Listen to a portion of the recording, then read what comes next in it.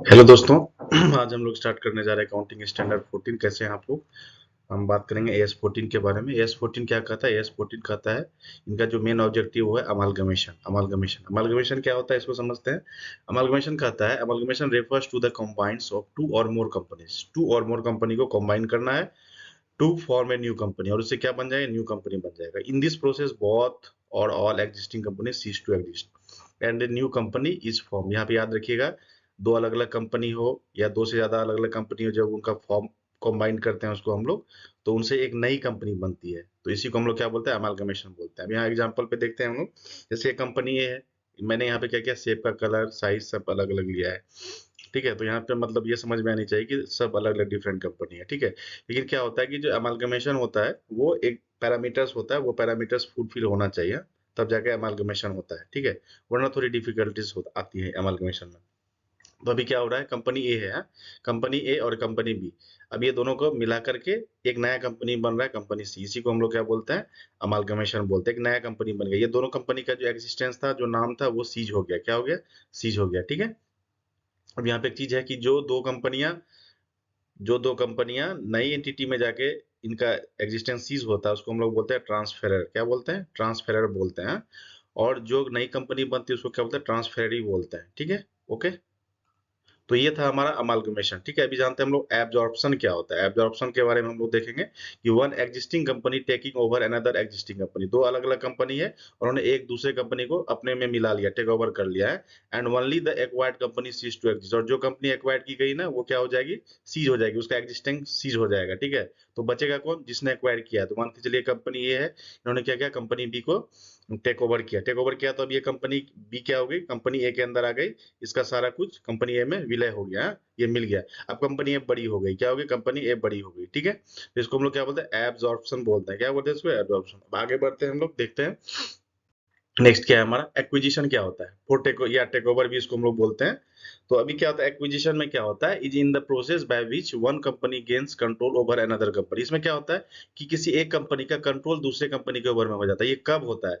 ये तब होता है जब कोई भी कंपनी किसी अदर कंपनी का 50% से ज्यादा अगर शेयर परचेस कर ले, तो वहां पे क्या होगा हमारा कि वो कंपनी को माना जाता है ये एक्विजिशन हो गया। तो सपोज करिए ए ने बी का एक्विजिशन किया, तो ए ने क्या क्या होगा? 50% से ज्यादा इसका जो शेयर है वो परचेस कर लिया होगा। ठीक है, खरीद लिया होगा या उसको टेक ओवर कर लिया होगा। ठीक है, तो अब क्या होता है? टेक ओवर से क्या होता है? एक्विजिशन से होता क्या है कि कंपनी का एग्जिस्टेंस रहता है। ठीक है, ऐसा नहीं कि कंपनी समाप्त हो जाती है, कंपनी का एग्जिस्टेंस रहता है, मगर उनका जो एडमिनिस्ट्रेटिव पावर है और सारा कुछ किसके हाथ में आ जाता है? ए के हाथ में आ जाता है। ठीक है, पहले के बी में जो भी बोर्ड ऑफ डायरेक्टर्स होंगे वो सब अब नहीं रहते हैं, वो ए ही इसको क्या करता है? ऑपरेट करता है। ठीक है, इसको हम लोग क्या बोलते हैं? टेक ओवर बोलते हैं। ठीक है, और ये टेक ओवर के केस में क्या होता है कि जरूरी इसको ये चाहेगी तो इसको अपना सब्सिडी कंपनी भी बना सकती है ना? इसको क्या कर सकती है? अपना सब्सिडी कंपनी बना सकती है। ये अपने नाम से, ये इसमें भी जो नाम होगा दोनों को जोड़ के एक सब्सिडी कंपनी बना सकती है। ठीक है, तो इसको हम लोग क्या बोलते हैं? टेक ओवर बोलते हैं। और टेक ओवर के केस में क्या होता है? 50% से अगर ऊपर इन्होंने खरीद लिया तो उसको टेक ओवर माना जाता है ना, उससे ज्यादा ये टेक ओवर कर सकती है कंपनी। ठीक है, टेक ओवर का बहुत सारा पैरामीटर है, वो हम लोग बाद में डिटेल्स में पढ़ेंगे। अभी अमालगमेशन में हम लोग फिर से आते हैं, जो एस 14 हमारा बात करता है। क्या बात करता है अमालगमेशन के बारे में? तो अमालगमेशन जो होता है उसका दो, मतलब दो मोटो होना चाहिए, मतलब जो होता है वो। पहला है मर्जर। मर्जर के थ्रू से अमालगमेशन होता है।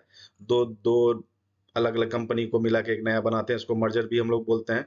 और दूसरा क्या होता है? परचेस। परचेस करने का उसका मोटो हो। ठीक है, परचेस करना है, खरीदना है, तो वहां पे भी अमालगमेशन होता है। ठीक है, अब इसके लिए दो अकाउंटिंग मेथड का यूज करते हैं। एक को हम लोग बोलते हैं पुलिंग ऑफ इंटरेस्ट मेथड। क्या बोलते हैं? Pulling of interest method use for merger type. इसको यहाँ पे हमने दिखाया कि मर्जर टाइप के अंदर आता है।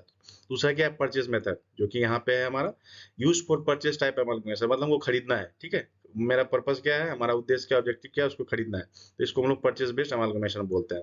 एक बार याद रखिएगा, एस 14 ये डील नहीं करता है। क्या डील नहीं करता? Not with deal with acquisition. Take over के केस में एस 14 डील नहीं करता, ऐसे अमालगमेशन के केस में डील करता है। चलिए आगे बढ़ते हैं हम लोग। अब डिस्क्लोजर क्या क्या करना जरूरी है? अगर कोई कंपनी अमालगमेशन करती है, नया अगर एंटिटी बनता है, तो डिस्क्लोज क्या करना होता है? डिस्क्लोज करना होता है name and general nature of business of company. ये तो बेसिक सी चीजें हैं जो डिस्क्लोज करनी है।